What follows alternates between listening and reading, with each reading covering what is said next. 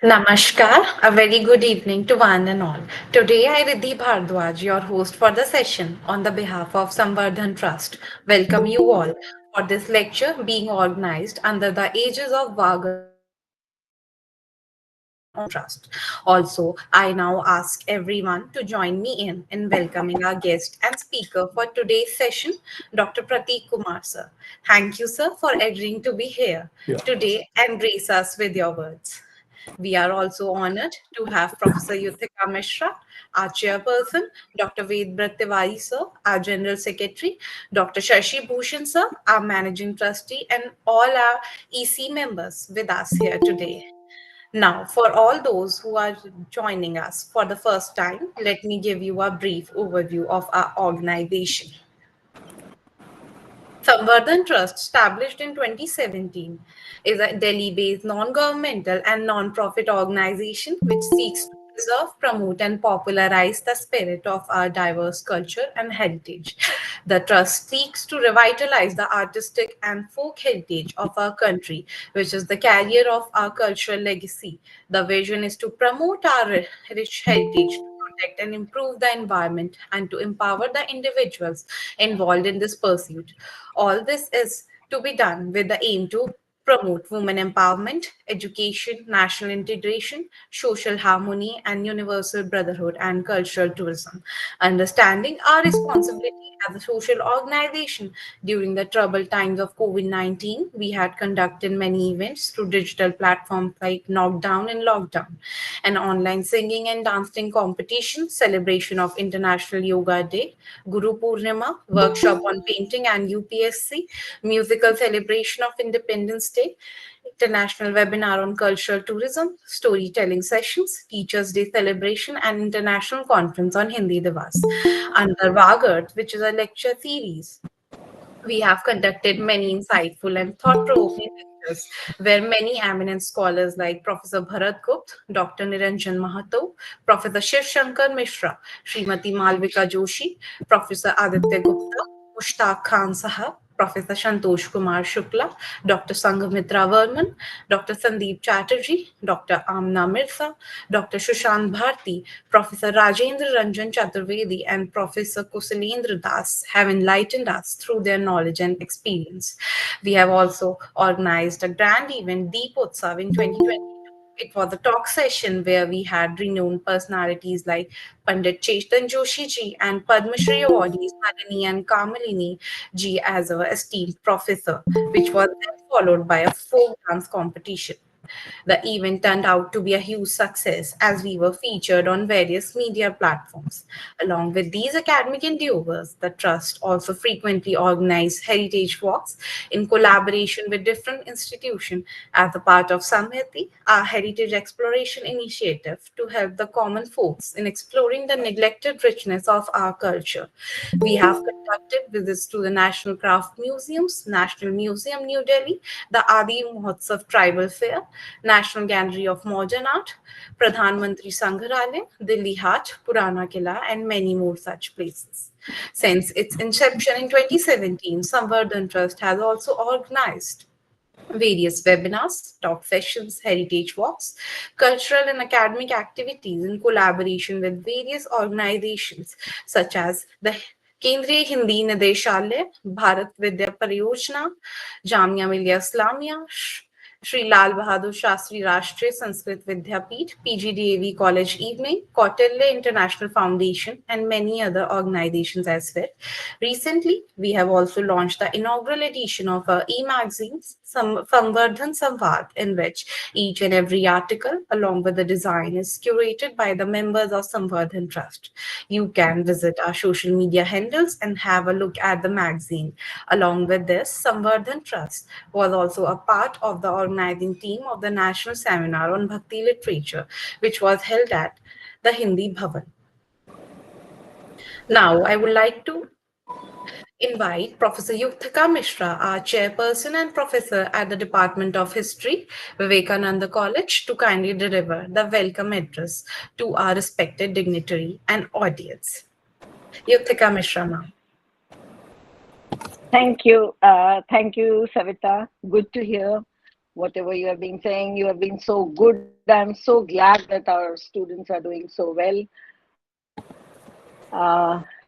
मैं ये मेरे लिए एक प्रिविलेज का विषय है कि मुझे आज प्रतीक जी के लेक्चर में सबको वेलकम करने का अवसर मिल रहा है। संवर्धन ट्रस्ट की तरफ से, अपने एग्जीक्यूटिव मेंबर्स की तरफ से मैं प्रतीक जी का स्वागत करती हूँ। डॉक्टर प्रतीक कुमार, अभी सविता जी जरूर इनका बताएंगी बायो, रामलाल आनंद कॉलेज में है और मैं इन्हें काफी समय से जानती हूँ। एक होनहार युवा इतिहासकार होने के नाते अत्यंत हर्ष का विषय है कि इन्होंने एक्सेप्ट किया कि संवर्धन ट्रस्ट में आप अपना लेक्चर दें वागर्थ के तहत। जो जैसा आपने सुना प्रतीक जी व अन्य कि काफी बहुत अच्छे अच्छे लोग, प्रसिद्ध कलाकार, इतिहासकार, हर विषय में अपने अपने मर्मज्ञ लोगों को हम बुलाते हैं और इसकी बड़ी अच्छी ऑडियंस होती है, जिनका मैं पुनः एक बार सबका स्वागत करती हूँ। स्टूडेंट्स हैं, टीचर्स हैं, विभिन्न विषयों के और फील्ड से आए हुए लोग हैं। जो दूसरी बात आज बहुत अच्छी लग रही है और मैंने तुरंत, जब वेद जी ने कहा आप आएंगी तो ज्वाइन करिए और ये करिए, तो मैंने इसलिए एक्सेप्ट किया कि मुझे ये सुनना भी था कि आपका जो विषय है Prateek ji, Krishna beyond manuscripts and monuments, ये एक बड़ा ही रोचक विषय लगा मुझे और मैं ये जानना चाहूंगी क्या, जब ये विषय ध्यान में आता है तो समझ में नहीं आता आप क्या कहना चाह रहे हैं। पहली बात तो मेरी, मैंने बहुत गुंधुन में थी और मैंने सोचा जरा देखूं क्या है।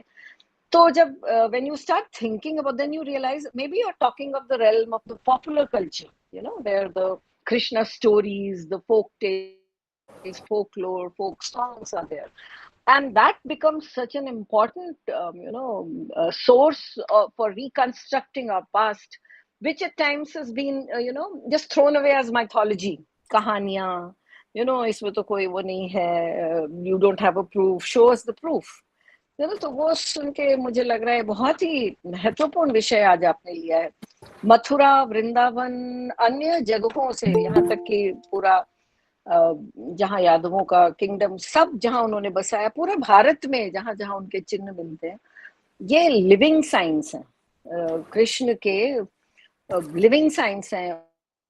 और जैसे हम जानते हैं, हमने इतिहास में भी पढ़ाया है लोगों को कि एक मनुष्य जब उस लेवल को अचीव कर लेता है तो वो भगवान के कैटेगरी में चला जाता है, उस तरह की अचीवमेंट है ना। और दूसरी बात जो लगी कि रामायण, राम के बारे में बहुत हमने सुना, अब कृष्ण की बारी, जैसा कि हम सब जानते हैं कि अब हमें उनके साइंस ऑफ एग्जिस्टेंस जो आज आप बताने जा रहे हैं वो हमें देखने की आवश्यकता भी है, अपने न केवल लोकप्रिय संस्कृति के क्षेत्र में, लोक संस्कृति के क्षेत्र में, अपितु अपने एकेडमिक विषयों में भी, क्योंकि कोई सभ्यता जैसे भारत जैसी सभ्यता अगर इतनी पुरानी है तो हमारे पास क्या, किस तरह के प्रूफ है, एविडेंस है, वो यहाँ समझ में आता है। इस तरह के अगर लिविंग कल्चर्स की अगर हम बात करें, जैसा आज आप बताने जा रहे हैं, जो कि टैंजिबल कल्चर्स हैं, है ना, वो इस पॉपुलर कल्चर के रेल्म में तो आते ही हैं, लेकिन वो एक हमारे लिए एक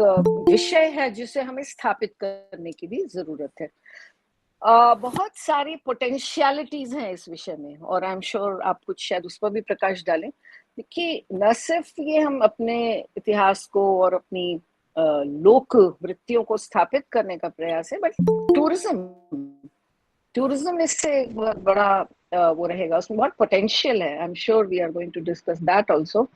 और जिससे कि टूरिज्म जब जनरेट होता है तो उससे और फर्दर लाइफ मिलती है इस कल्चर को, तो हम जानते हैं कि कितने सारे महोत्सव, ब्रज महोत्सव, सेवा महोत्सव, जिसमें सारी संस्कृति को पेश किया जाता है। तो इस तरह का जैसा संवर्धन ट्रस्ट का जो प्रयास है, उसके एम्बिट में ये बहुत ही परफेक्ट टॉपिक है। और प्रतीक जी को मैं भी सुनने के लिए लायक हूँ और इन्हीं शब्दों के साथ मैं आप सभी का पुनः स्वागत करती है, सभी सुधीजनों को, पूरी कमेटी को, और विशेष रूप से अपने स्टूडेंट्स का बहुत बहुत धन्यवाद व स्वागत। कार्यक्रम आगे बढ़ाने की अनुमति। आगे बढ़ते हैं। Thank you so much for your kind words, ma'am. Moving forward, today's lecture on Krishna Beyond Manuscripts and Monuments will be delivered by Dr. Prateek Kumar. Dr. Prateek Kumar Sir is a former fellow at the Prime Minister's Museum and Library, Teen Murti House, Delhi.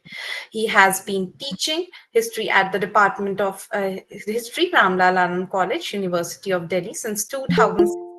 He is an alumni of Ramjas College, University of Delhi, and the Center for Historical Studies, Jawaharlal Nehru Universities. His area of interest include religious and intellectual history, of ancient and early medieval Indian history, the history of Southeast Asia, and the history of education. He has also served as a visiting faculty of the PG Diploma in Southeast Asian Studies of the Indira Gandhi National Center for the Arts, New Delhi, during 2019 to 2020 and 2023 to 2024. Some of his publications include Imagining Kingship, Duty and Love in Ancient India, Perspectives from Priyadarshika, and the Ratnavali of Sri Harsha. Co-edited a volume, India and Southeast Asia, a legacy of cultural influences, and contributed a paper, Krishna Connecting India and Southeast Asia. He has published many research papers in national and international journals, besides presenting many research papers at reputed national and international conferences. As an expert in the subject, Dr. Kumar served at the State Public Service Commission Undergraduate Curriculum Framework (UGC) under NEP 2022, University of Delhi, and the Annual Refresher Program in Teaching. Sir is indeed an inspiring personality and an academician in a true sense.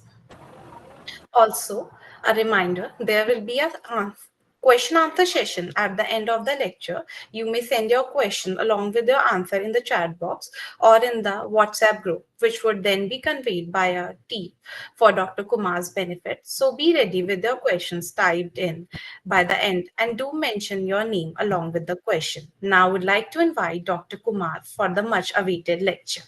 Welcome, sir. Thank you. Thank you for such a long introduction. Indeed, I don't deserve. I'm just a student of history, learning each day. Again, I'm repeating, which I often repeat to my students. Every day I learn from a student.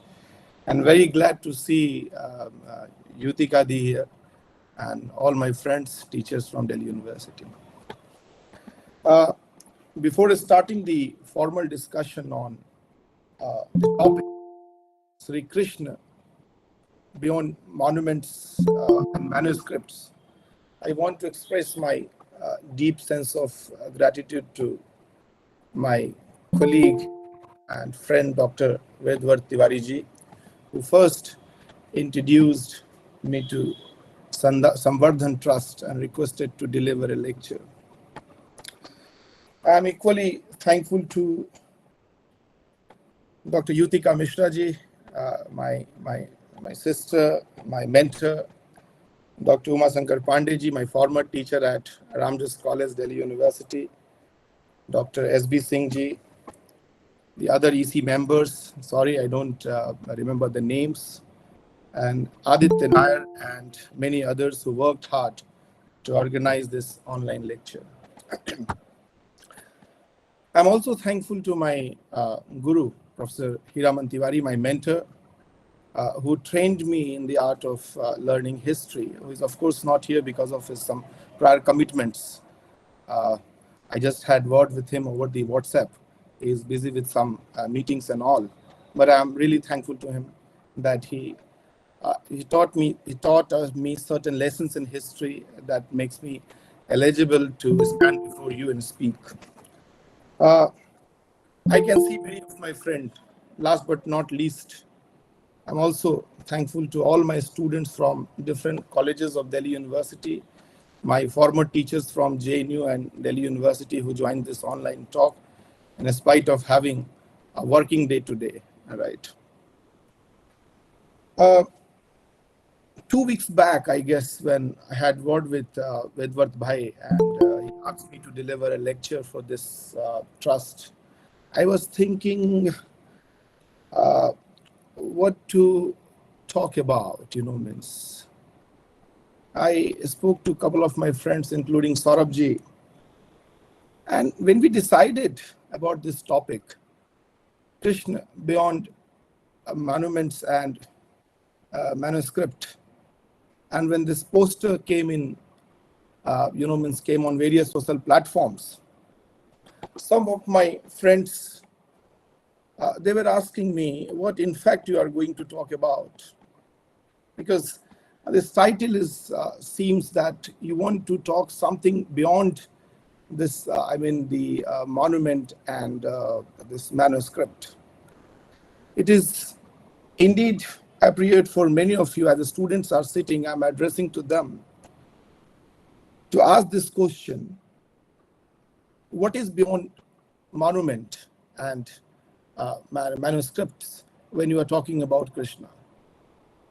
Because the traditional understanding or the traditional writing on Krishna primarily coming from the text like the Mahabharata, the Harivansh Puran, the Vishnu Puran, the Bhagavad Puran. So what is beyond that? They have asked me. I said, this is the interesting part of this lecture. You come and join and we will discuss what is beyond this manuscript and monuments. So this lecture titled Krishna Beyond Manuscript and Monument is an attempt to understand Krishna not through the much discussed traditional literary sources like Mahabharata, Puran, Upanishad. Rather, it focuses on localization of Krishna. What Yutikadi has just mentioned.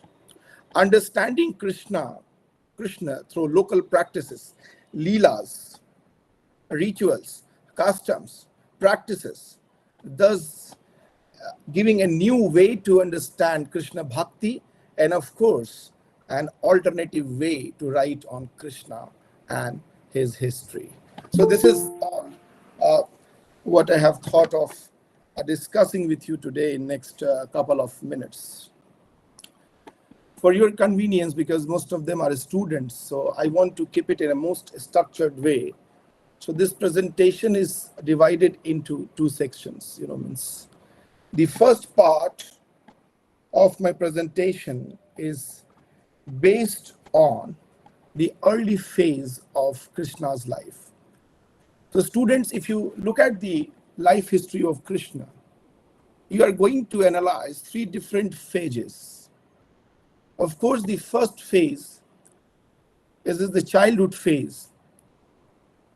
And to know about his childhood days, we have to go back to Mathura, Vrindavan, Nandagaon, and entire Braj region.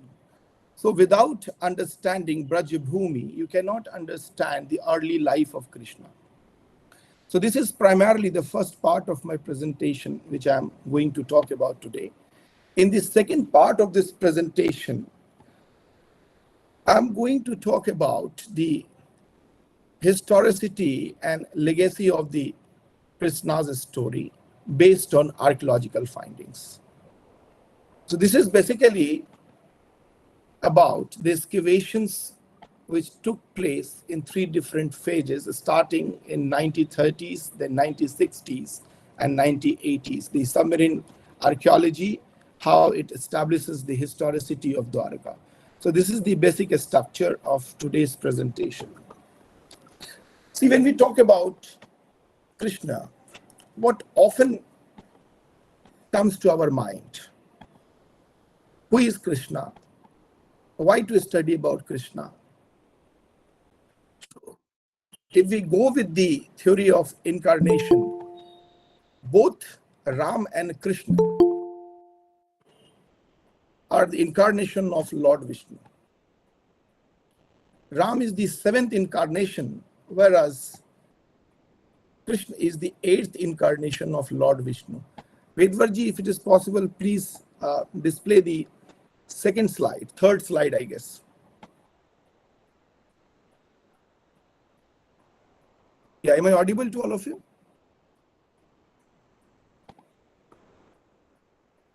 Yes, sir. Yeah. So what I was telling you, I was discussing about the incarnation theory. Both Lord Krishna and Ram are incarnation of Vishnu, according to Dashavatar theory. I've been asked to be bilingual here, so जहाँ पे आपको students जहाँ पे आपको लगे कि समझना हो तो आप हिंदी में भी पूछ सकते हैं।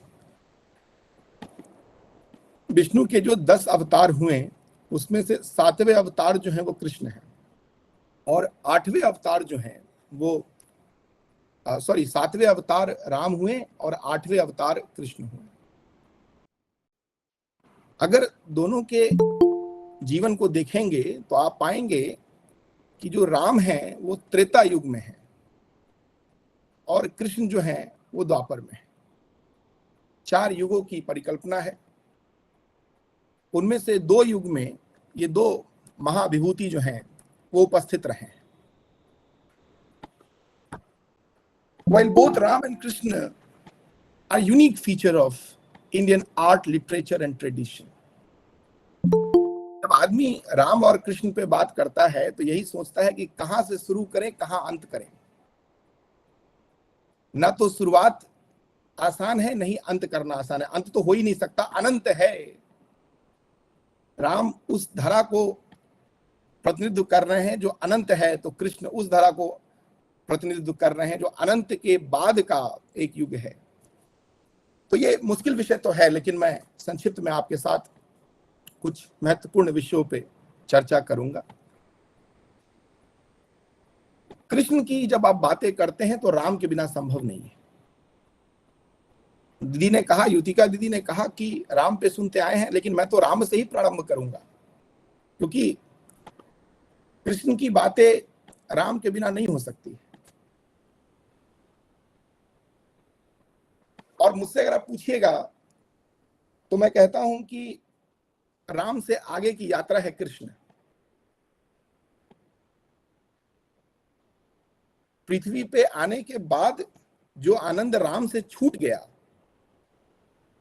उसे ग्रहण करके जो पूर्णता कृष्ण ने पाया है वो अद्भुत है, उसका कोई जोड़ा नहीं है। अब आप पूछेंगे राम से ऐसा क्या छूट गया? राम तो पुरुषोत्तम मर्यादा पुरुष हैं। मैं आपको वाल्मीकि रामायण और गोस्वामी तुलसीदास द्वारा लिखित रामचरितमानस में ले चलूंगा। उसके कुछ जो छंद हैं वो आपके सामने रखूंगा। तो मैं इसलिए कह रहा हूं कि जो काम राम से छूट गया उसको परिपूर्ण कृष्ण ने किया है। And why I am saying this, आप देखिए, जब आप पूरा रामचरितमानस को पढ़ेंगे या वाल्मीकि द्वारा रचित रामायण को पढ़ेंगे तो आप पाएंगे कि राम के बचपन का जिक्र जो है वो बहुत कम है।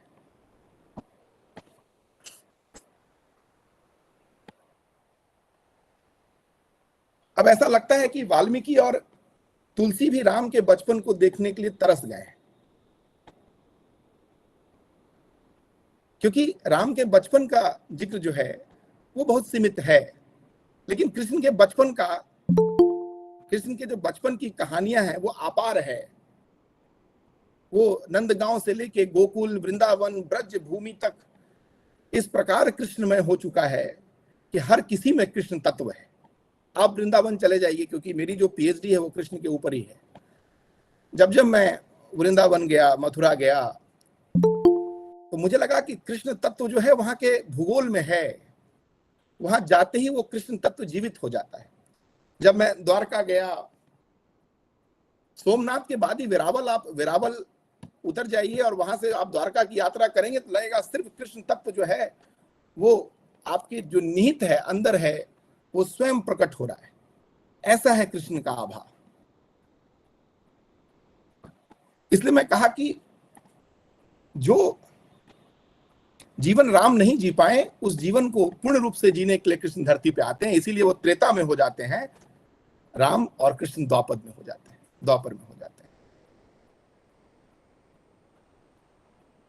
गोस्वामी तुलसीदास और वाल्मीकि भी राम के बाल्यावस्था को देखने के लिए तरस गए, क्योंकि जो साहित्य है उसमें उनका बाल रूप बहुत कम मिलता है।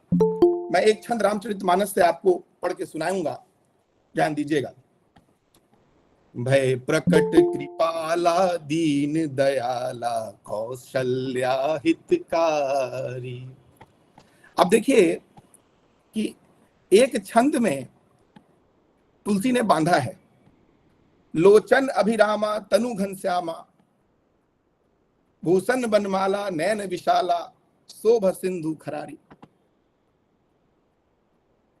जिन लोगों को भाषा आती है वो समझ रहे होंगे कि एक छंद में आपने राम के बाल्य अवस्था को दिखाने का कोशिश किया। ऐसे दो चार ही छंद हैं, अगर आप तुलसी में भी देखेंगे तो आप दो चार छंद आपको मिलेंगे वहां देखने के लिए। तो भाव क्या है, केंद्र में क्या है, बोलना क्या चाह रहा हूं? मैं कहना यह चाह रहा हूं कि राम से आगे की यात्रा है कृष्ण, और कृष्ण से आगे की यात्रा है राम तत्व और कृष्ण तत्व। और जब ये राम तत्व और कृष्ण तत्व मिलता है तब जो प्रकाट्य रूप आपके सामने आता है वो अद्भुत हो जाता है, उसका कोई तुलना नहीं होता है, उसका कोई जोड़ा नहीं है। तो इस यात्रा को समझने की जरूरत है। जैसे कि आप, मैं एक दो छंद और पढ़ूंगा आपके सामने में, क्योंकि मैं चाहता हूं कि बच्चे जो हैं, जो यहाँ पे सुन रहे हैं, जो हमारे साथी हैं दिल्ली यूनिवर्सिटी से, उनके लिए क्या है, वो तो इन चीजों को पढ़ते हुए आए हैं। मैं चाहता हूं जो बच्चे यहाँ पर हैं वो अपने अंदर में कृष्ण तत्व को जीवित करें। देखिए राम तो सपना है, मैं सबको कहता हूं राम अगर सपना है तो कृष्ण अपना है। राम मर्यादा है, वहां तक पहुंचना बहुत मुश्किल है। कृष्ण के तत्व को आप जीवित कर सकते हैं। आप समझ रहे हैं? मैं स्टूडेंट्स को बार बार कह रहा हूं कि राम सपना है तो कृष्ण अपना है। जो अपना है उस तत्व को जीवित कीजिए। जब उस दिन आप उसको जीवित कर लेंगे अपने अंदर में, तब आप देखेंगे आपका जीवन कितना सुगम बन जाएगा। तो मैं वाल्मीकि रामायण पे आपसे बात कर रहा था।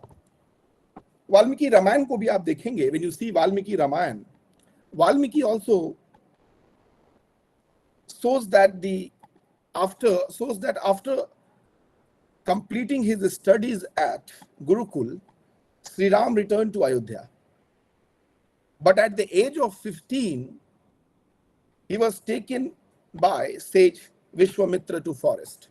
कितनी जिम्मेवारियां हैं राम के जीवन में, कितनी कष्ट है राम के जीवन में। उसी का उमंग भाव जो है कृष्ण का जीवन है।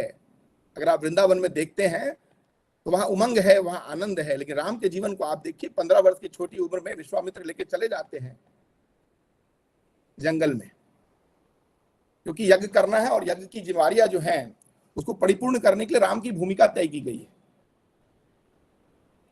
जहां पे कुछ जो राक्षसी प्रवृत्ति के व्यक्ति हैं, जो डेमन हैं, उसको वो मार रहे हैं, चाहे वो सुबाहु हो या मारीच हो। तो राम की जिम्मेवारियां हैं तो कृष्ण का आनंद है।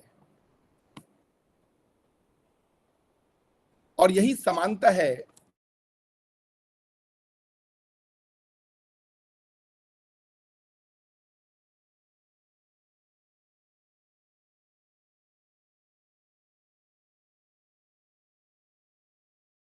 I think there is a internet issue with the speaker. प्रतीक जी आप कनेक्टेड हैं?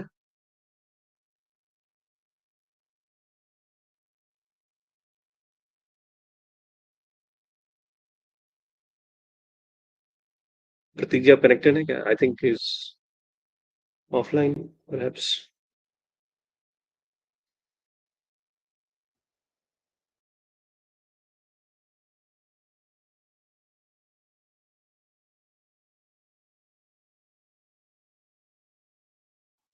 He may join us soon. Just bear with us.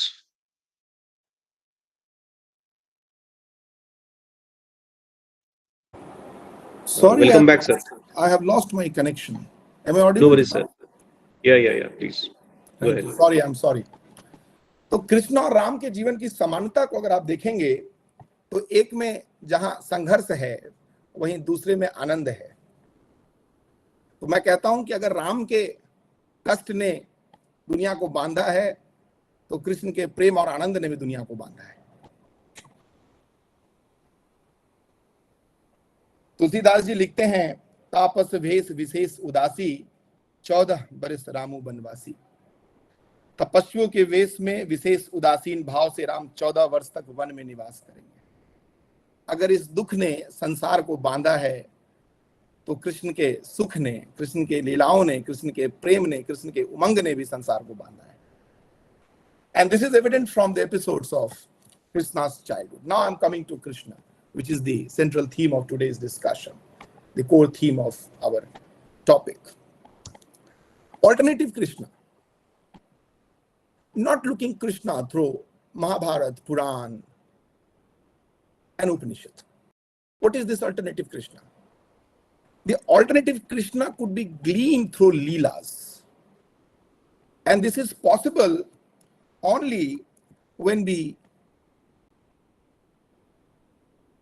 understand Krishna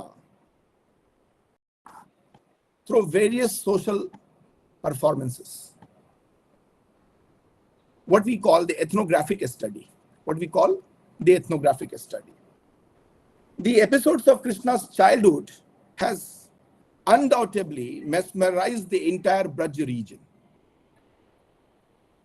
The imageries of Krishna's early life, which are coming from the region of Mathura, Gokul, Vrindavan, Barshana, Nandagaon, are not only found in literature, but one can glean it from performance of Leelas and rituals. What are these Leelas? One famous Leela which I'm going to talk about is Makhan Chori Leela. Krishna meeting Radha for the first time. Krishna killing serpent Kalia in the river Yamuna. These are the popular motifs which we often understand through performance of Leelas. We do not require literature.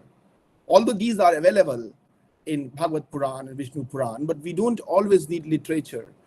There are some studies based on ethnography as well, the social imageries of Krishna, right? So the understanding of Krishna through performance has widened the scope of understanding Krishna Bhakti that has integrated various geographies of Bharat. It is not just Leela, I'm telling you. It is not just Leela. It has integrated the entire Bharat. इसने पूरे भारत को एक सूत्र में पिरोया है।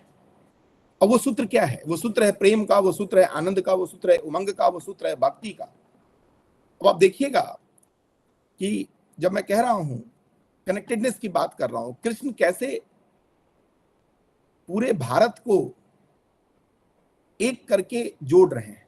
तो हमारे कृष्ण जो है इस मायने से देखे जाएं तो समायोजी हैं। जिस समायोजन की बात आप 21वीं शताब्दी में कहते हो, कभी गोरे के आधार पे कहते हो, कभी काले के आधार पे कहते हो, कभी जात के आधार पे कहते हो, कोई पंथ के आधार पे कहते हो, हमारे कृष्ण इससे पड़े हैं।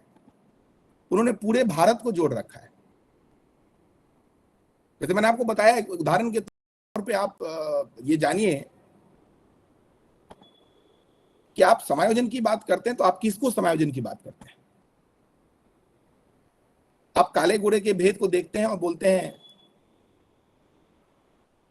कि जो अश्वेत हैं उनको आप जोड़ने की कोशिश करें। अब यूरोप हमें अश्वेत नहीं सिखा सकता। जिसने 20वीं शताब्दी में आकर के महिलाओं को वोट देने का अधिकार दिया है, वो हमें ये नहीं बता सकता कि समायोजन क्या है। हमारे कृष्ण पूरे भारत को एकीकरण कर रहे हैं, पूरे भारत को जोड़ रहे हैं। हमारे कृष्ण जात पंथ धर्म से आगे की चीज है। हमारे कृष्ण ने जिस तरह से देश को जोड़ा है वो अद्भुत है। और वो यूरोप बताएगा, उसके इतिहास लेखन जो यूरोसेंट्रिक हिस्ट्री राइटिंग है वो बताएगा समायोजन क्या है, इंक्लूसिव ग्रोथ किसको कहते हैं, इंक्लूसिव कैरेक्टर किसको कहते हैं। हमारे भगवान ने स्वयं काला होना स्वीकार किया था। आप ये भी ध्यान रखें, भगवान थे, त्रिलोक के स्वामी थे। अगर चाहते तो गोरे भी हो सकते थे। उनके लिए क्या था? जिनका तीनों लोक में वास है, जिनका तीनों लोक पे आप देखते हैं तीनों लोक पे विचरण है, वो अगर चाहते हैं तो ही कुड हैव डिसाइडेड कि मैं गोरा ही जन्म लूंगा। लेकिन हमारे कृष्ण जो है श्यामल हैं, हमारे किसी भी भगवान को आप देखेंगे, शंकर को देख ले, कृष्ण को देख ले, सब के सब श्यामल कलर के मिलेंगे, आपको रंग के मिलेंगे। ये निर्णय हमारे भगवान ने लिया था, क्योंकि वो वास्तव में समायोजित हैं। उन्होंने भेद करना नहीं सीखा था रंग और जात के आधार पे। इसलिए कृष्ण जो हैं वो संपूर्ण भारत को जोड़ते हैं। अब आप पूछेंगे, यू मे आस्क कि how it is possible and why you are saying this, how it is possible that Krishna is integrating the entire India, entire Bharat. The best example is coming from literature and the the bhakti tradition. What is it? For example, in northern India, especially in the region of Bihar and Uttar Pradesh, Krishna is worshipped as Banke Bihari, Lalla, Vasudev, Krishna, Gopal. In the state of Maharashtra as Vitthal, in Gujarat as Dwarkadhish, in Karnataka as Udupi Krishna or Guruvayur, in Odisha as Jagannath, and in Andhra Pradesh as Tirupati Balaji and Venkateshwara. पूरब से पश्चिम तक आप अगर देखें, north से south, east से waste, कृष्णमय है देश। ये देश कृष्णमय है, कृष्ण से आगे कुछ नहीं है। कृष्ण ने पूरे देश को इंटीग्रेट करके रखा है। आप कहीं चले जाइए, भारत के किसी गांव में चले जाइए, किसी शहर में चले जाइए, कहीं ऐसा कोई शहर नहीं होगा जिसमें आपको कृष्ण नहीं दिखेंगे। और जहां देखना है वहां वृंदावन, मथुरा में जाके आप देखेंगे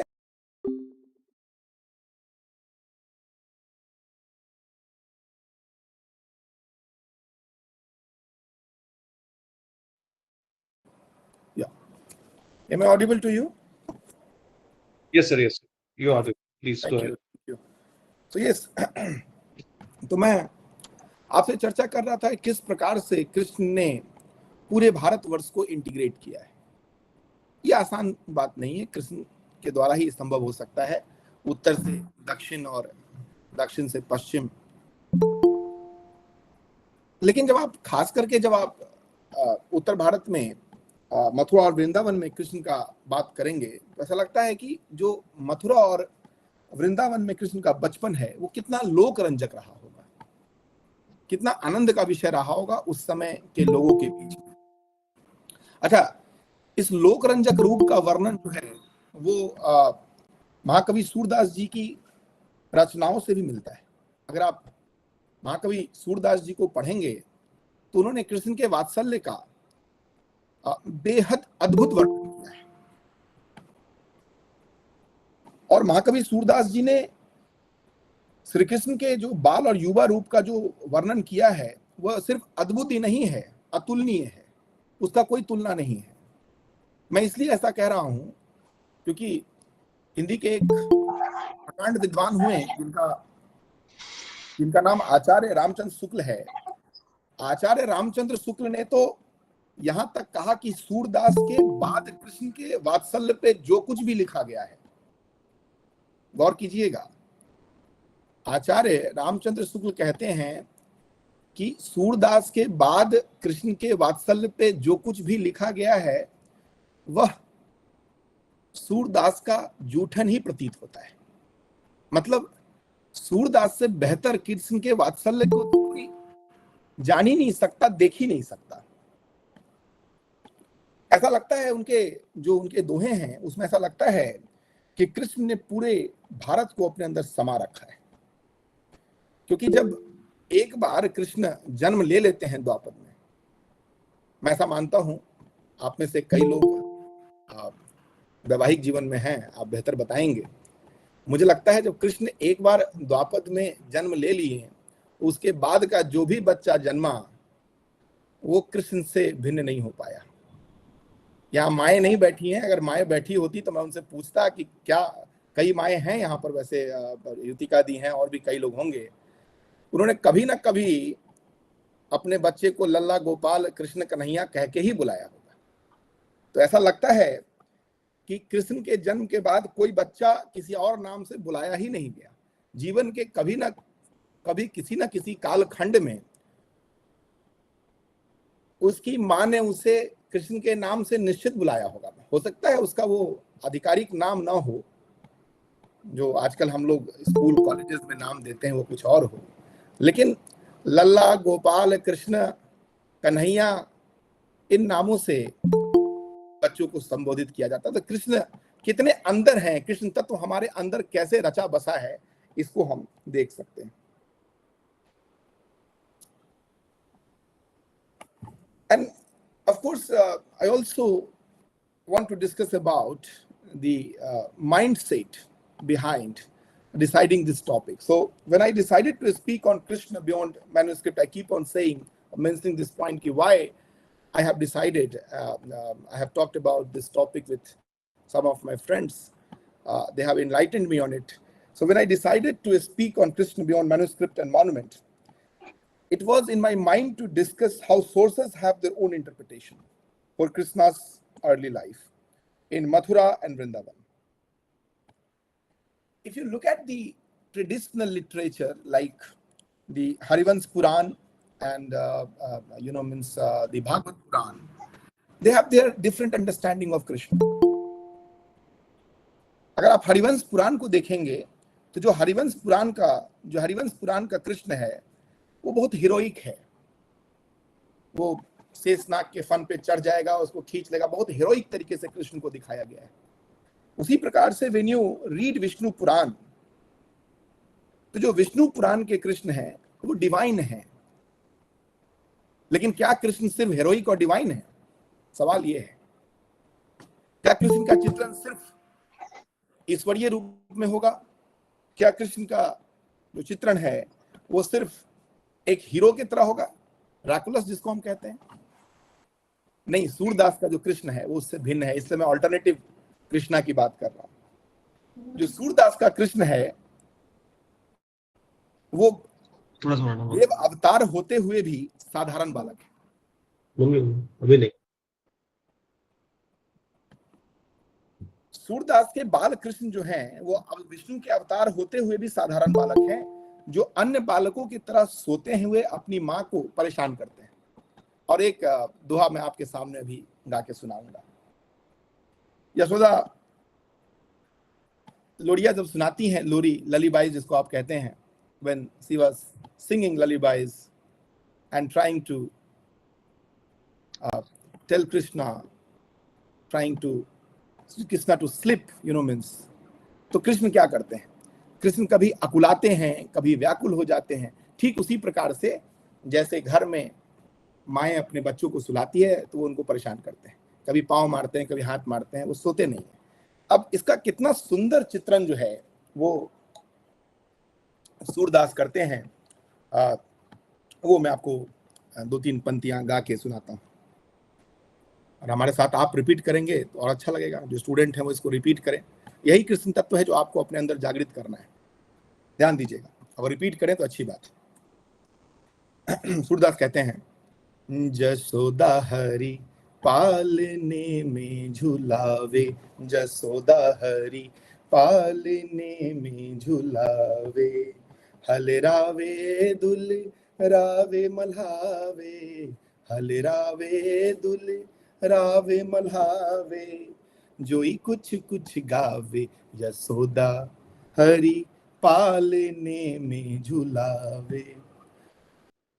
जो यशोदा है वो कृष्ण को पालने में झुलाती है। और जैसे बच्चा है उसको लोरी से बहुत मतलब नहीं है कि वो क्या गा रही है, उसकी माँ कुछ बोले जिससे उसको नींद आ जाए।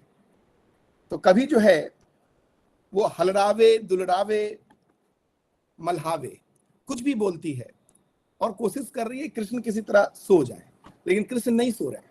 जो प्राय बच्चे होते हैं, छोटे बच्चों को आप पालने में डालेंगे तो वो आपको परेशान करेंगे, एक समय पे ही सोते हैं वो। अगली पंक्ति फिर सूरदास जी कहते हैं, मेरे लाल को आओ निंदरिया, मेरे लाल को आओ निंदरिया, काहे न आनी सुनावे, यशोदा हरि पालने में झुलावे। यशोदा कह रही है कि मेरे नंद को, मेरे लाल को, मेरे कृष्ण को, मेरे गोपाल को निंदिया क्यों नहीं आती है? निंदिया तुम आ जाओ। तो ये जो साधारणता कृष्ण को देखने की जो दृष्टि है ये सूरदास ने दिया है। अगर आप भागवत पुराण और हरिवंश पुराण में जाएंगे तो एक का कृष्ण जो है वो ईश्वरीय है, तो एक का कृष्ण जो है वो आप देखेंगे कि हीरो है। वो गोकुल वृंदावन में तमाम ऐसे कृत्य कर रहे हैं जिससे कि उनकी हीरोइज्म सामने में आ रही है। लेकिन जो साधारणता कृष्ण को कैसे समझा जाए वो सूरदास उसमें महारत हासिल किए हैं, उसको बताने में, उसे जानने में। इसलिए एक अल्टरनेटिव कृष्णा निकल के सामने में आ रहा है।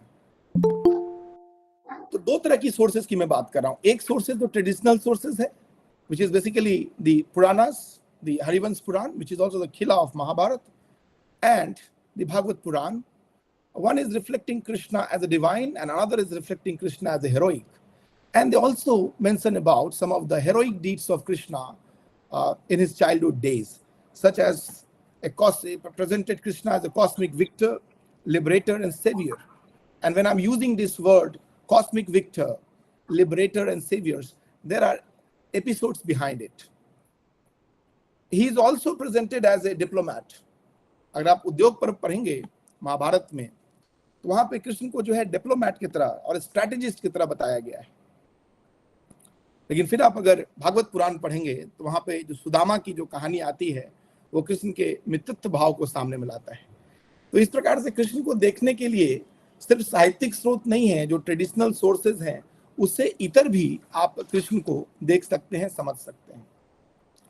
अगर वेदव्रत भाई थोड़ा वो अगर पीपीटी अगर आप डिस्प्ले कर पाए, बच्चे दो चार, उसमें जो फिगर्स है वो रोचक होगा इन छात्रों के लिए। इनमें से कुछ छात्र जो है आगे कृष्ण तत्व अपने जागृत करेंगे और कृष्ण पे आगे काम करेंगे।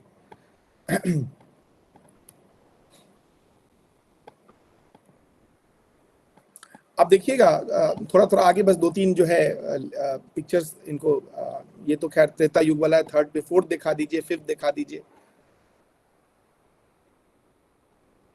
क्योंकि इमेजेस देखना छात्रों के लिए बहुत जरूरी है, इससे उनको एक भाव समझ में आएगा नीचे का। जी, अब ये एक पॉपुलर मोटिव है, कृष्णा स्टैंडिंग ओवर कालिया नाग। ये मोटिव आपको जो है पुराण के इतिहास में मिल जाएगा, जहां कृष्ण जो है हेरोइक रूप में दिखाया गया है। जैसे कि मैंने आपको पहले बताया कि महाकवि सूरदास के कृष्ण जो है बहुत ही साधारण है। एक और लीला का आपके सामने वर्णन करता हूं तो आपको पता चलेगा कि सोर्सेज में किस प्रकार से कृष्ण को एक साधारण व्यक्ति के रूप में दिखाया गया है। ये भिन्न है, जो चित्रण हरिवंश पुराण और भागवत पुराण या विष्णु पुराण से आ रहा है उससे ये डिफरेंट चित्रण है। अब लीला क्या है? लीला है कि पहली बार कृष्ण जो है वो राधा से मिल रहे हैं। पहली बार कृष्ण जो है वो राधा से मिलेंगे और सूरदास जी उसका वर्णन करते हैं। कृष्ण जो है वो सामान्य मनुष्य की तरह राधा से बात कर रहे हैं। और देखिएगा कृष्ण सूरदास, महाकवि सूरदास कितना सुंदर वर्णन कर रहे हैं उसका। कृष्ण के सामने राधा है, कृष्ण राधा को नहीं जान रहे हैं, पहला मिलन है, पहली बार दोनों आमने सामने हो रहे हैं। बरसाना से एक लड़की आई है खेलने के लिए कृष्ण के साथ, और कृष्ण क्या पूछते हैं, सूरदास जी का भाव देखिएगा और जानने की कोशिश कीजिएगा। बूझत श्याम कौन तू गोरी, बूझत श्याम कौन तू गोरी, कहाँ रहती का की है बेटी। अब कृष्ण पूछ रहे हैं राधा से कि तुम कौन हो, कहाँ रहती हो, किसकी बेटी हो। देखी नहीं कहूं ब्रज खोरी, इससे पहले कभी ब्रज में नहीं देखा तुम्हें, तुम कौन हो। जैसे हम आप एक जनरल इंट्रोडक्शन लेते हैं लोग का, who are you, from where you are, what is the purpose of coming here. So Krishna is also asking Radha, who are you, I have not seen you before. लेकिन जो राधा ने जो जवाब दिया है कृष्ण को वो अद्भुत है। कृष्ण महाकवि सूरदास जी ने इन दोहों के साथ ही कृष्ण को सर्वसाधारण बना दिया है। और एक ऑल्टरनेटिव कृष्णा जिसकी हम बात कर रहे हैं वो देखने को मिलता है। अब राधा का जवाब सुनिएगा, काहे को हम ब्रज तनि आवती, हम ब्रज क्यों आते हैं, खेलती रही है आपन पौरी, हम अपने आंगन में खेलते थे, हम ब्रज क्यों आते भाई। सुनत रहत नंद ढोटा, करत फिरत माखन दधी चोरी। मैंने सुना है, राधा कहती है कि मैं अपने आंगन में खेलती रहती थी, मैं यहां क्यों आऊंगी। लेकिन मैंने ऐसे सुना है कि नंद का एक लड़का है जो माखन और दही की चोरी करते फिरता है, मैं उसी को देखने के लिए यहां आई हूं। देखिए, पहला मिलन है, पहली बार राधा और कृष्ण आमने सामने हैं और दोनों का संवाद देखिए। आप जिस फेमिनिज्म की बात 1980s में करते हैं, जिसको आप कहते हैं कि महिलाओं का सम्मान, वो तो हमारे कृष्ण वापस नहीं दे रहे हैं। राम तो मर्यादा हैं, उनकी तो बात ही छोड़िए। मैंने कहा कि राम सपने हैं तो कृष्ण अपने हैं।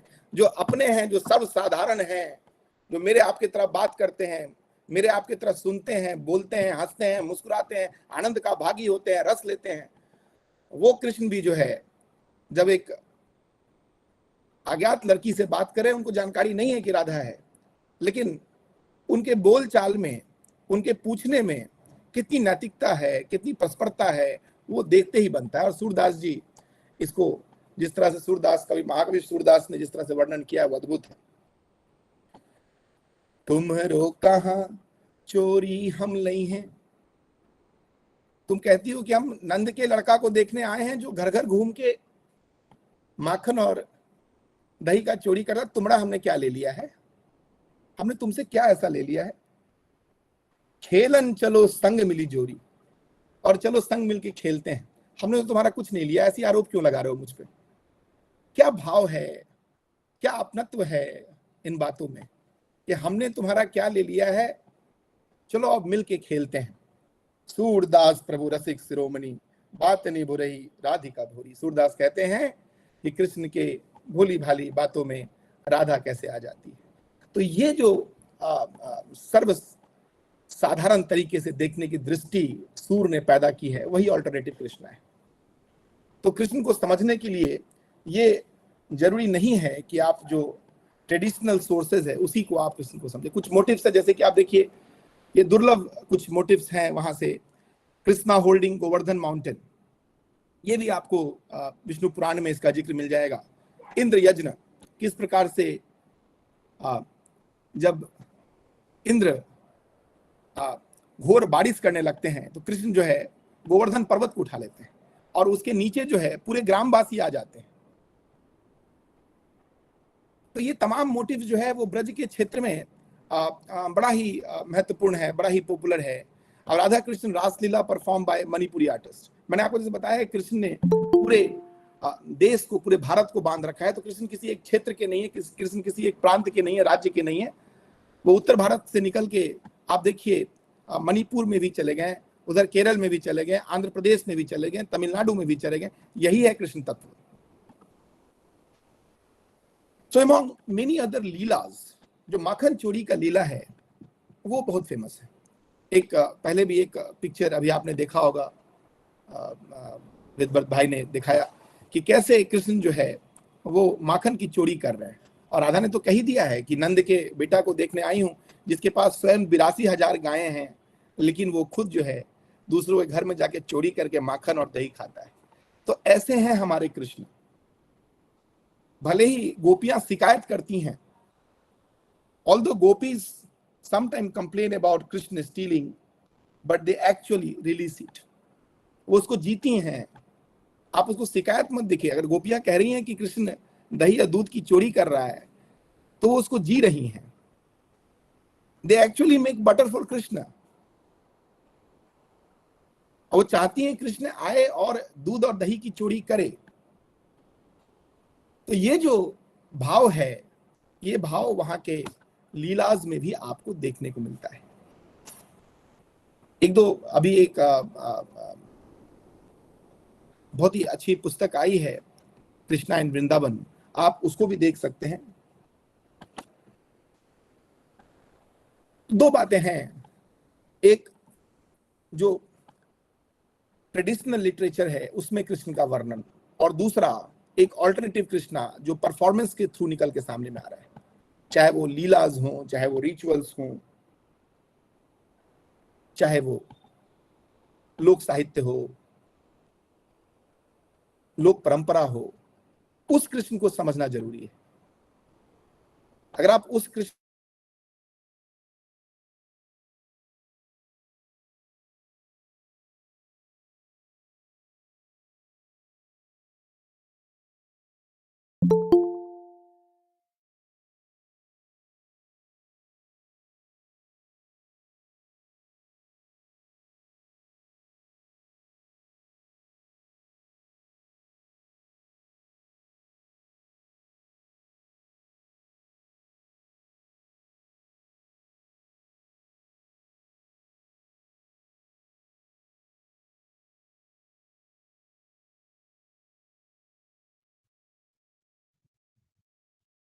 प्रतीक जी, कुछ इंटरनेट का इशू है शायद, I believe is joining us back.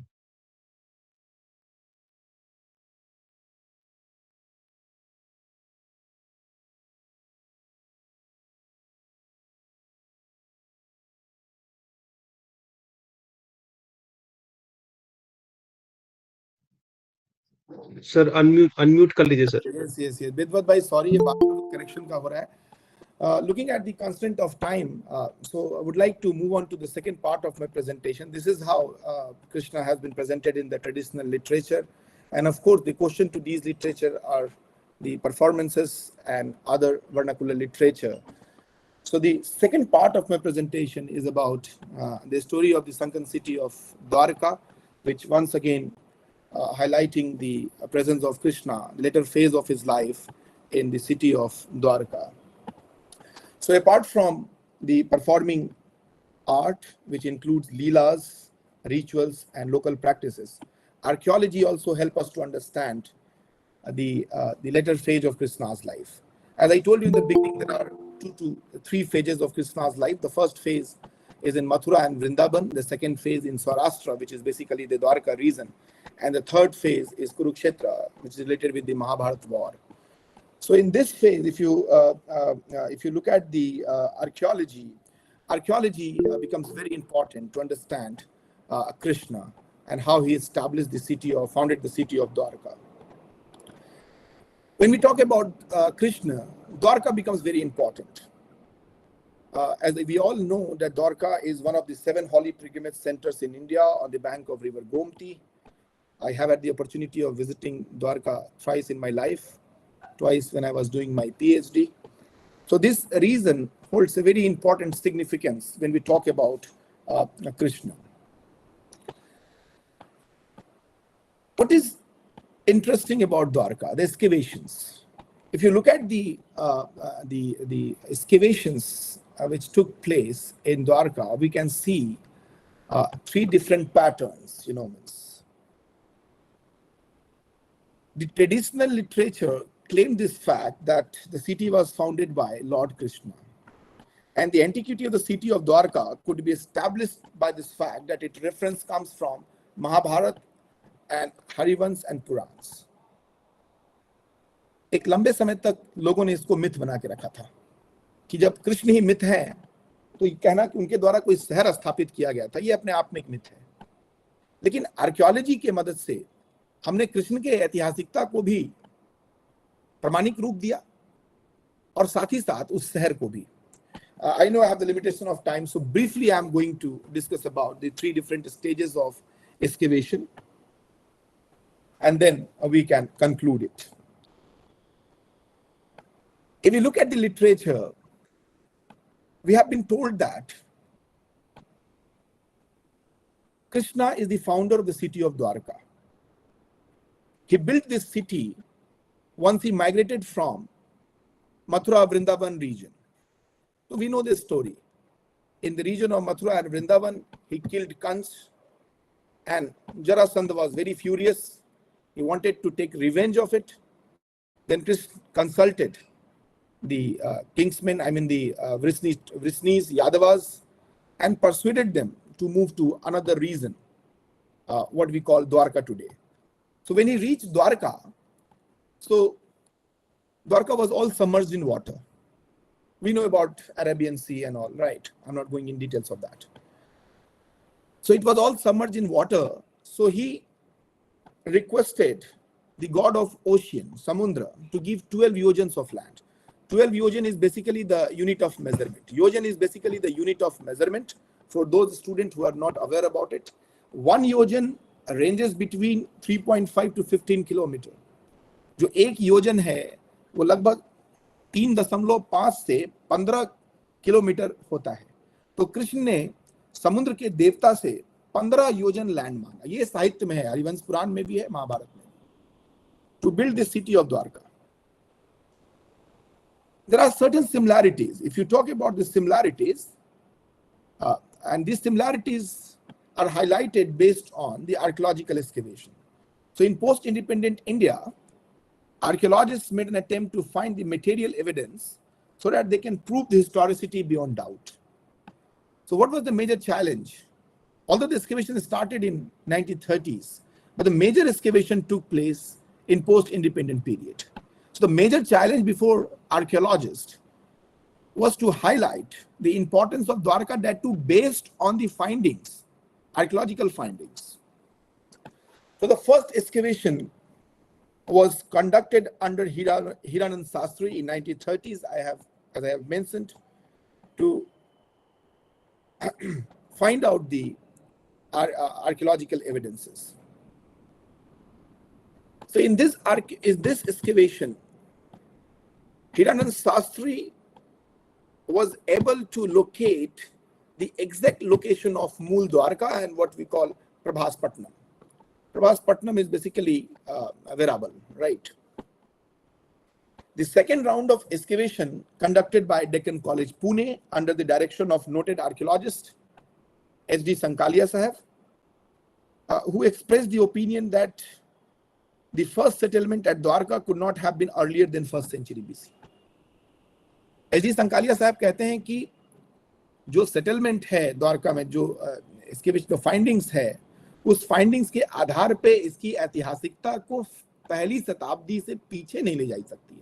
ये एक बड़ा सवाल था, क्योंकि आप अगर 1st century AD या BC मानेंगे तो आप इसको पोस्ट मौर्य पीरियड मानेंगे, फिर आपका महाभारत भी पोस्ट मॉडर्न पीरियड हो जाएगा.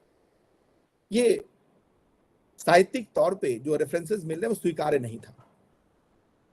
जो थर्ड राउंड ऑफ एक्सकेवेशन है वो बहुत इंपॉर्टेंट है, वो आप स्टूडेंट्स को जानना चाहिए. एसआई ने इसको एक्सकेवेट किया तीसरी बार, and there was a unit of marine archaeology which was established in the National Institute of Oceanography, Goa, in 1981 for conducting the offshore excavations. Some probable sites were identified. कुछ ऐसे sites को चिन्हित किया गया जहां पे लोगों ने एक्सकेवेट किया और ये जानने की कोशिश की कि क्या ये द्वारका है कि नहीं. उनमें से जो कुछ साइट्स है वो मैं आपको बताऊंगा. एक तो प्रेजेंट द्वारका टाउन, जो आज द्वारका टाउन है, वो आप देखेंगे. ए साइट नियर विसावद, ये द्वारका से 40 किलोमीटर दूर है. इन जगहों पे क्योंकि मैंने अपने शोध के दरमियान भी मैं गया हूं तो मुझे फर्स्ट हैंड एक्सपीरियंस भी है. अब तो गुजरात सरकार ने काफी कुछ प्रबंध कर दिया है. माननीय प्रधानमंत्री अभी पिछले साल फरवरी में under water excavations marine archaeology tourism के थ्रू जो है वो आप अंदर जाके देख भी सकते हैं उन फाइंडिंग्स को. तो पहला जो है वो मूल द्वारका है, प्रेजेंट द्वारका है. दूसरा जो है वो विसावद है. तीसरा जो है वो माधवपुर घेर है जो कि लगभग 50 किलोमीटर है पोरबंदर से. और चौथा जो है वो मूल द्वारका है, ये जूनागढ़ डिस्ट्रिक्ट के नजदीक है. इन सब क्षेत्रों में हाइड्रोलिक सर्वे किया गया. 2 nautical miles. 2 nautical miles again unit of measurement, जहाँ पे आप समुद्र के अंदर किस प्रकार से आप परिधियां बनाते हैं और मेजरमेंट करते हैं. तो 2 nautical miles में जो है लगातार जो है वो एक्सकेवेशन किया गया. The findings are the opinion that the city was destroyed by sea. ये जो अभी वेदभट्ट भाई दिखा रहे हैं आपको, आप देख सकते हैं. ये कुछ पिक्चर्स हैं जो कि अंडर वाटर एक्सकेवेशन से एस.आर. राव ने जब अंडर वाटर एक्सकेवेशन किया, उनकी पुस्तक भी है मेरीन आर्कियोलॉजी इन इंडिया, उसको भी आप पढ़ सकते हैं. तो वहाँ क्योंकि समय की थोड़ी सी कमी है, तो क्योंकि मैंने ज़्यादा समय पॉपुलर लिटरेचर पे ले लिया है। तो आप यहाँ सीक्वेंस भी आप देख सकते हैं, पूरे जो 6 सीक्वेंस कल्चरल सीक्वेंस मिले हैं। So when S.R. Rao demolished the modern building, some temples of Vishnu of 9th century AD came to light. ये द्वारकाधीश टेम्पल के पास पे एक्सकेवेशन जो हुआ है, लेकिन बाद में जो मूल द्वारका का एक्सकेवेशन है वहां पे आप देख सकते हैं कि पानी के अंदर का ये सीन है, massive enclosure wall of 58 metre in peripheral length. आप देख सकते हैं किस प्रकार से वॉल का बनावट जो है दिखाई दे रहा है। ये एक फोर्टिफाइड सिटी है, क्योंकि आप महाभारत में पढ़ेंगे तो महाभारत में इसको वड़ी दुर्ग कहा गया है, फोर्ट्रेस इन द सी। तो उसके साफ जो साक्ष्य हैं वो आप देख लीजिए, फोर्ट्रेस के किले नुमे आपको जो इनक्लोजर है वो देखने को मिल रहा है। तो इस प्रकार से आप अगर देखेंगे तो ये कृष्ण की सार्थकता भी है, और जो आर्कियोलॉजी है वो भी कहीं ना कहीं इस बात को सिद्ध करता है कि कृष्ण जो है वो मिथक नहीं है, कृष्ण वास्तविकता है। क्योंकि मुझे मालूम है कि मैं समय से ज्यादा बोल लिया हूँ, और many of my friends are waiting for the dinner because again tomorrow is a working day, so you have to go for college. So I will stop here. In conclusion, if you ask me to conclude, I can tell you it is true that Lord Krishna has found the widest representation in Indian culture. The spirit of Krishna is not only confined. You can have a glimpse of these pictures. You can see how the team led by S.R. Rao, Mr. Rao or Dr. Rao was sitting at the in the middle, and this is the entire team who excavated this site. So in conclusion, we can conclude that Lord Krishna has found the widest representation in Indian culture, and the spirit of Krishna is not only confined to literature, as obviously in the beginning only I have made this point very clear. Apart from religion, philosophy, ethics, and Indian art, a varied form of Krishna could also be visualized in the local tradition through ritual and customs, and of course the archaeology which I have talked about. Thank you so much for your time and patience. Now I request the student to please come with the questions if the organizers have provision of it. Thank you. Thank you so much, sir. It was truly an enlightening session. बिल्कुल हृदय से कहूंगी, विवश कर दिया श्री कृष्ण की कल्पना करने पर। धन्यवाद सर। आप थोड़े हमारे छात्रों के प्रश्न हैं सर, प्रश्न ले लिए जाए। जी। I request all of you to please drop your questions in the chat box below. Yes, please. Or if you have any question, you can directly ask. If you don't want to, if you are lazy like me, who don't prefer typing in the chat box. Thank you. Riddhi can take question of Setu Tyagi. He is asking how we can know Krishna in northeast part of the India. Now the question is right. देखिए, जो वैष्णव संप्रदाय है north east की, जब आप बात करते हैं तो जो वैष्णव संप्रदाय है उसकी जड़ें बहुत गहरी है। वहां की कुछ, अगर मणिपुर के क्षेत्र में आप जाएंगे तो वहां की लीलाओं में आपको कृष्ण जो है नजर आएंगे। कुछ विशेष लीला वहां परफॉर्म किए जाते हैं जिसमें कृष्ण के आभरू रूप का वर्णन है। आभरू रूप मतलब बदलते स्वरूप का वर्णन जो है वो आपको मिलेगा। कुछ मैंने अभी पीपीटी में कुछ प्रेजेंट भी आपको किया था, उसके आधार पे भी कृष्ण को आप देख सकते हैं। और जब आप खास करके नॉर्थ ईस्ट की बात करेंगे तो वहां तो आप 12वीं-13वीं शताब्दी से ही जो वेस्टर्नाइट संप्रदाय है उसके उत्थान की बात कर सकते हैं। उससे पहले भी आप चले जाइए। ऐसा नहीं है कि जो वेस्टर्निज्म है वो सिर्फ उत्तर भारत में। भावरू रूप देख लीजिए, कवल रूप है उसका देख लीजिए, कई जो रूप हैं वो नॉर्थ ईस्ट इंडिया में देखने को मिलते हैं, तो उनको आप निश्चित रूप से देख सकते हैं। और एक हालांकि काम इस पे कम हुआ है जहां तक मैं समझ पा रहा हूँ, क्योंकि जब हम कृष्ण की कल्पना करते हैं तो वृंदावन और मथुरा से बाहर नहीं निकलते। लेकिन मैंने आपको व्याख्यान में भी कहा कि कृष्ण जो है वो सर्वव्यापी हैं और पूरे भारतवर्ष को जोड़ के रखे हैं। तो आपका प्रश्न जो है और प्रासंगिक हो जाता है। और कुछ लोग और भी जो है वो चैट बॉक्स में लिख रहे हैं, sir I wanna ask that if Krishna teaches us the racial equality, then why we have to study these things from Western world? Akhilesh Sharma लिख रहे हैं, वही तो मैं आपको बता रहा हूँ कि अब जिस व्यक्ति ने 20वीं शताब्दी में काले और गोरे होने के आधार पे आप कहिए कि वोटिंग राइट का निर्णय लिया है, वो अब हमें सिखा नहीं सकता है कि गोरा और काला क्या है। समझे अखिलेश? मामला यह है कि हमारे ईश्वर अगर चाहते हैं, हमारे देव अगर चाहते, तीनों लोक के स्वामी हैं, प्रकाट्य रूप में, अप्रकाट्य रूप में, जिस रूप में भी आप देखिएगा, अगर चाहते हैं तो वो गोरे हो सकते थे, लेकिन उन्होंने यह निर्णय लिया है कि वो श्यामल होंगे। आप शंकर को देख लीजिए, कृष्ण को देख लीजिए, इंद्र को देख लीजिए, हमारे जितने भी देवी देवता हैं उनका रंग जो है, जो वर्ण है, जो रंग है, वो श्यामल है। उन्हें स्वतः इन रंगों को चुना है, क्योंकि मैंने कहा कि जो इंक्लूसिव पॉलिसी है वो वेस्ट से नहीं सीखना है। हाँ, सवाल उठता है कि हम वेस्ट का अनुसरण क्यों करें। ये तो आपके ऊपर है, जिस तरह की इतिहास पढ़ाई जाएगी हम उस तरह से पढ़ेंगे। हमें वेदों का जो डेट बता दिया गया, हम उसको मैक्स मुलर को मान लिए। तो जब तक, आपने बहुत अच्छा ये प्रश्न किया है कि हम क्यों उसको पढ़ें, जब तक आपके दृष्टि में भारत नहीं होगा तब तक ऐसे सवाल आते रहेंगे। तो सबसे पहला काम है कि भारतीय दृष्टिकोण पैदा कीजिए। जो भारतीय दृष्टिकोण है, जब आप भारतीय दृष्टिकोण पैदा करेंगे तब आप ऐसे पश्चिमी इतिहासकार के पुस्तकों के चक्कर में नहीं पड़ेंगे। तो जरूरी है कि पहले भारतीय दृष्टिकोण पैदा कीजिए। जब भारतीय दृष्टिकोण पैदा करेंगे तो ऐसे आपके चित्त में ऐसे प्रश्न भी नहीं उठेंगे।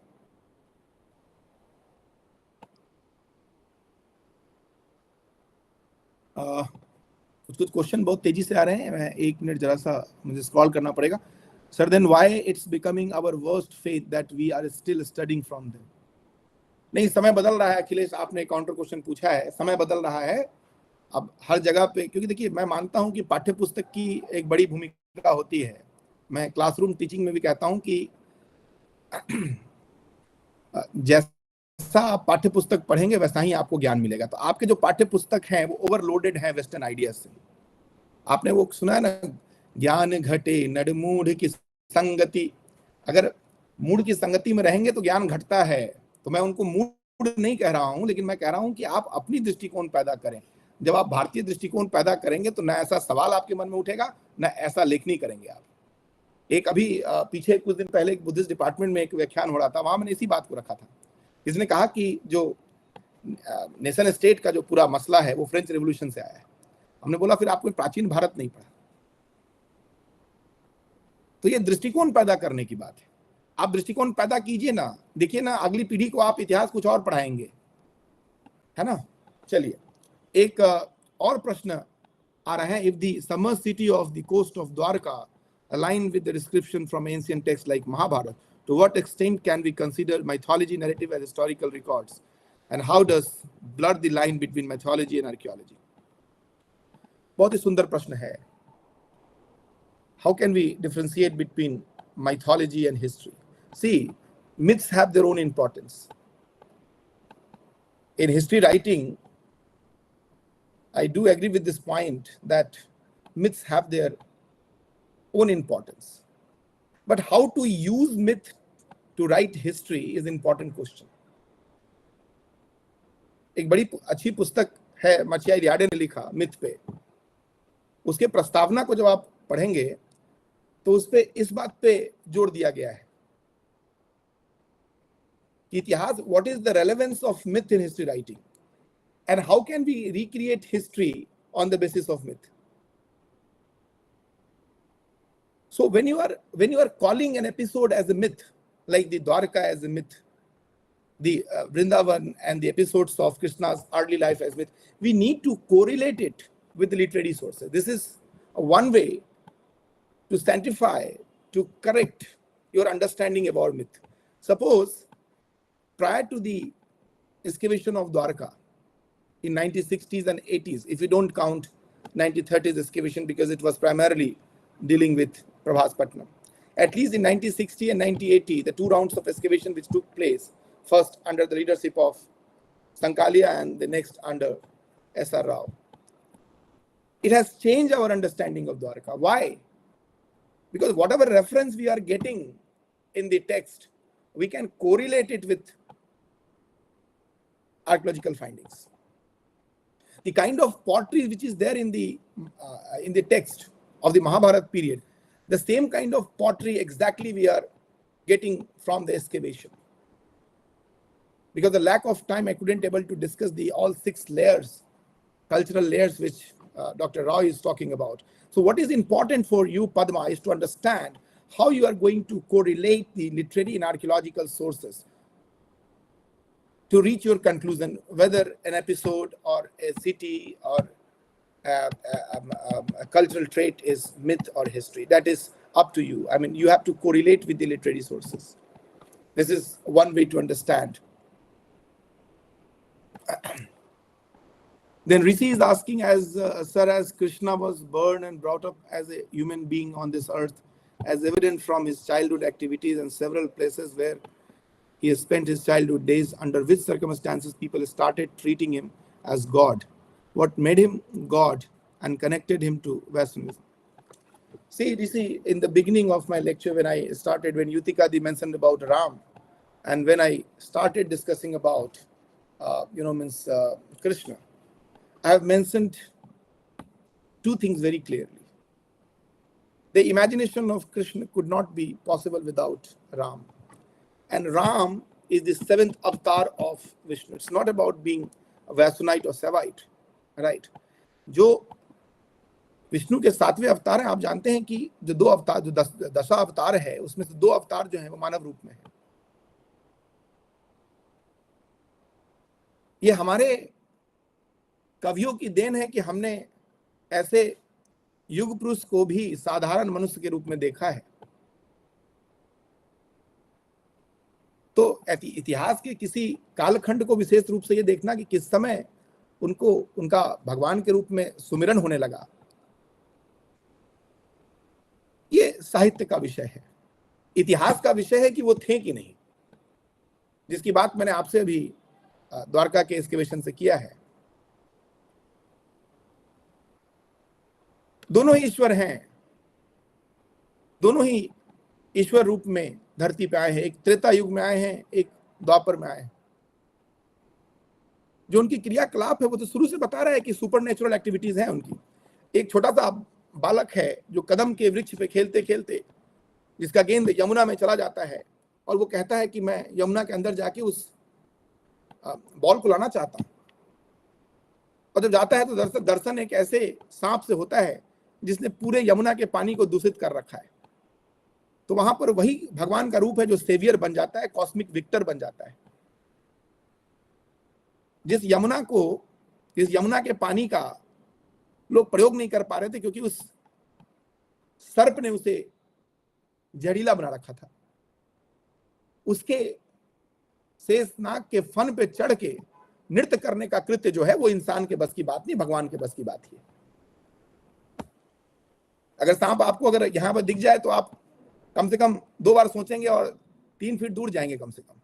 वो कृत्य जो है, क्या वेद भाई, मैं कोई गलत तो नहीं कह रहा, वो जो कृत्य है वही बताता है कि वो इंसान से इतर है. लेकिन वो उनका बड़प्पन है जो सूरदास जी लिखते भी हैं कि मेरा कृष्ण जो है मानव रूप में रहते हुए अति साधारण है. तो हर पल वो ईश्वर हैं, आपके स्मरण में होने चाहिए, चिंतन में होने चाहिए. 1-2 लोग हाथ भी उठा रहे हैं, और किसी के पास कोई अगर प्रश्न हो, और शायद मैं अगर चैट बॉक्स में नहीं देख पाया हूं, क्षमा प्रार्थी हूं, आप सीधे तौर पे पूछ सकते हैं. एक सवाल और भी है, वो कई बार पूछ चुके हैं. विश्वानी सिंह पूछ रही हैं कि what is the 6 cultural sequence. देखिए विश्वानी, वो जब आप आर्कियोलॉजी करते हैं, जो फील्ड आर्कियोलॉजिस्ट होते हैं, तो सीक्वेंस करते हैं वो.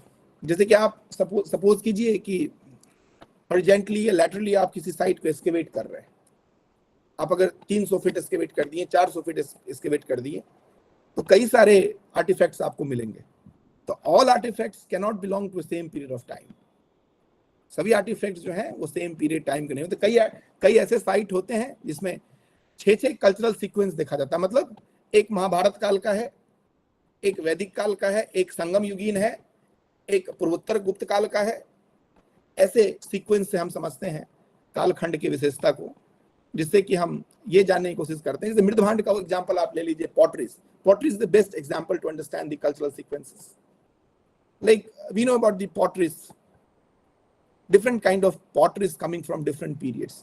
अब जो एक ही साइट से अगर NBPW भी मिल रहा है, रेडवेयर भी मिल रहा है, और रेडवेयर भी मिल रहा है आपको, इसका मतलब है कि the same site was inhabited by the people for a quite a long period of time, क्योंकि उसमें कई सीक्वेंसेस मिल रहे हैं, कई सांस्कृतिक जो सीक्वेंस है, और हर युग का एक अलग मृद भांड है। तो इससे जो सीक्वेंसेस होता है वो विशेष करके संस्कृति को समझने में हमें मदद करता है, और ये जो आर्कियोलॉजी जो लोग करते हैं उनके लिए महत्वपूर्ण होता है। जी, What do you think?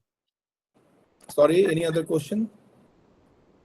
Sir एक प्रश्न मेरी तरफ से। जी, sir, as I have observed many writers, they are laying emphasis on Radha's love towards Krishna, but I feel that sometimes Rukmani is neglected.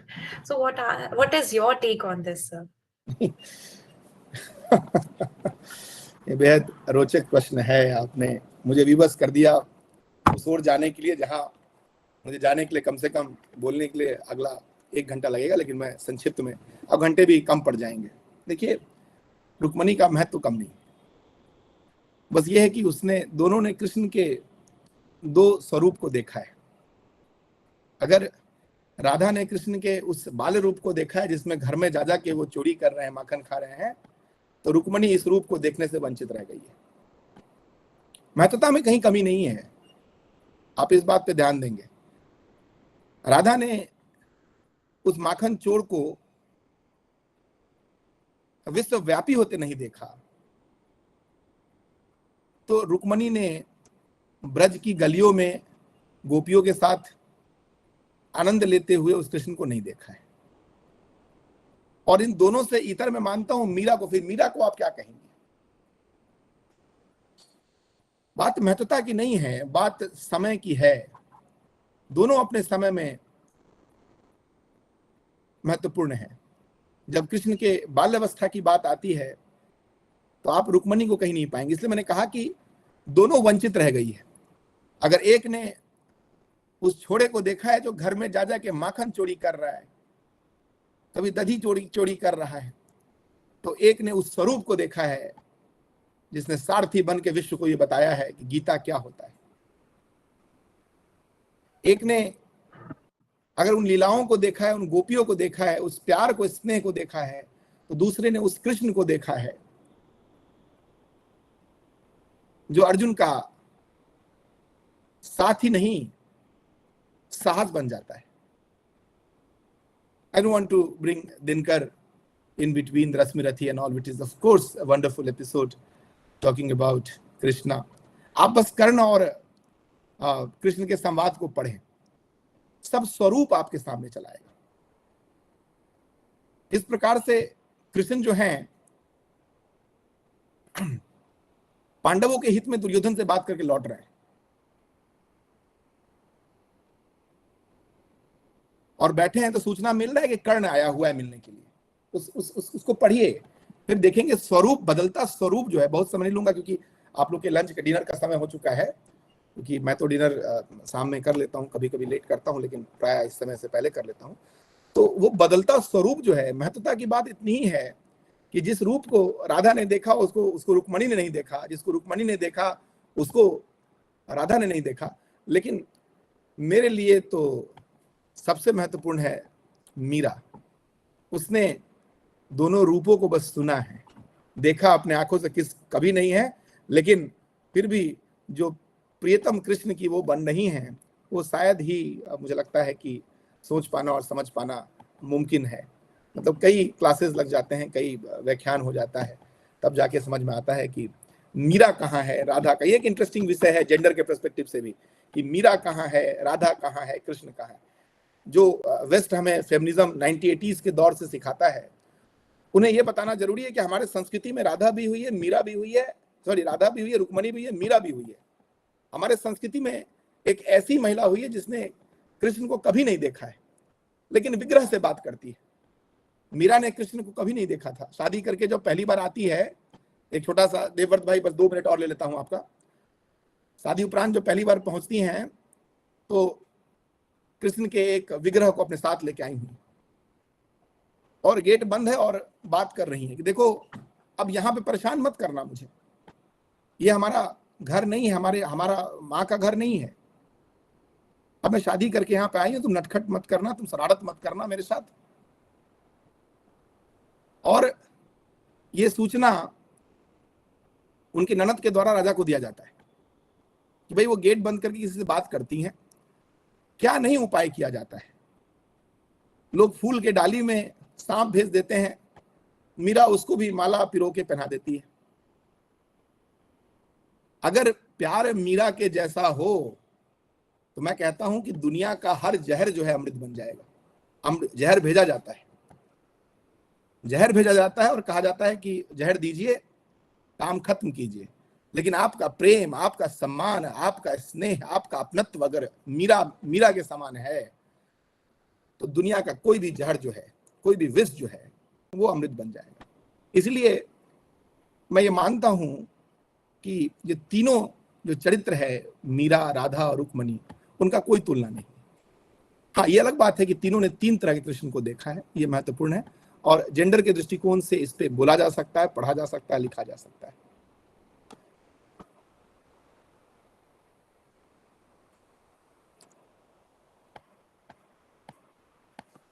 Thank you, Umasankar sir, my former teacher from Ramjas. You should not convey thanks to just bless me for much more lectures in the coming future. Yes. Thank you so much, sir. As we move forward for concluding today's session, I would like to invite Dr. Vedbrat Tiwari, sir, Assistant Professor, Department of History, College of Vocational Studies, to please deliver the vote of thanks. Thank you, Riddhi. Actually, इतना शानदार व्याख्यान, we are really, क्या बोलूं कि शब्द नहीं है अपने जो इतना अच्छा व्याख्यान दिया। Indeed, we all are enlightened and full of gratitude, sir. On a very short notice, you accepted our invitation and accepted it. Indeed, today's session was brilliant. Unfortunately, we went through twice unforeseen reasons, technical issues were there. But I'm so glad that most of us continued, they resumed the session. But it is also true, जब हम कोई महान कार्य करते हैं तो आसुरी शक्तियां भी वो they always try to hamper, but we have proven our मतलब क्या बोलूं कि हमारी जो consistency है, it has been maintained.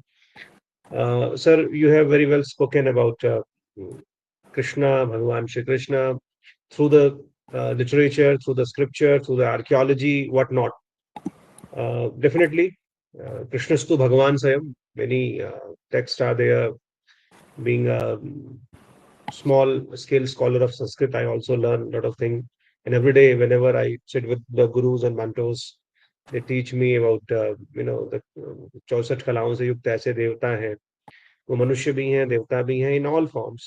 और पॉपुलर कल्चर में भी हैं, मिथ में भी हैं, और I would like to mention Professor B.B. Lal, whose contribution first, I think at most important, who has given us the way to find Krishna through the archaeology.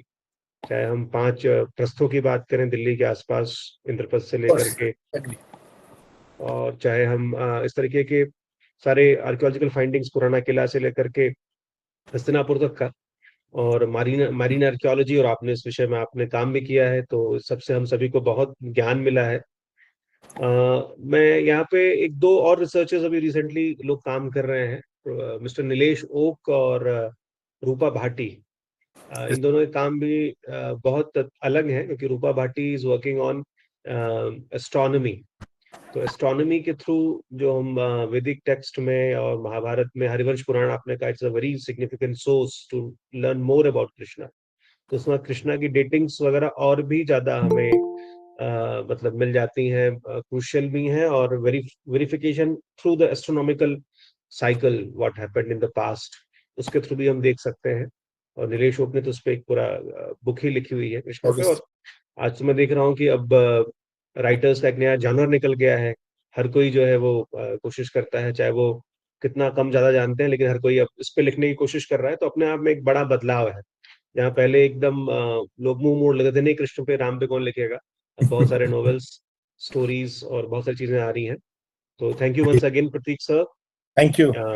We are really enlightened, delighted and indeed full of gratitude. I would Thank also you. like to thank our chairperson, Professor Yutika Mishra ma'am, for her kind words. Dr. Shashi Bhushan Singh, our managing trustee, Professor Akhilesh Kumar Mishra, who could not join us due to his busyness, Dr. Uma Shankar Pandey, our EC member, Ms. Gopika Bhandari, and many more who could not join, but they are always with us ethically, morally. My young council team members, Aditya Nair, Riddhi Bharadwaj, Pushkal, and I cannot tell all the names right now because of the time constant, and as well as I am not that good having good memory. I also thankful to all the participants and audiences throughout the university and beyond. Um, uh, Students from the Ramjas College, RLA, CVS, Vivekananda Satyawati College have joined us. अगर वो break बीच में break नहीं हुआ था तो हमारी संख्या 100 के लगभग हम पहुंच गए थे. It is also, it shows the strength and the attraction of the speaker, how magnificent the speaker is. So thank you everyone for the technical support and everyone. Soon we will meet in the next meeting.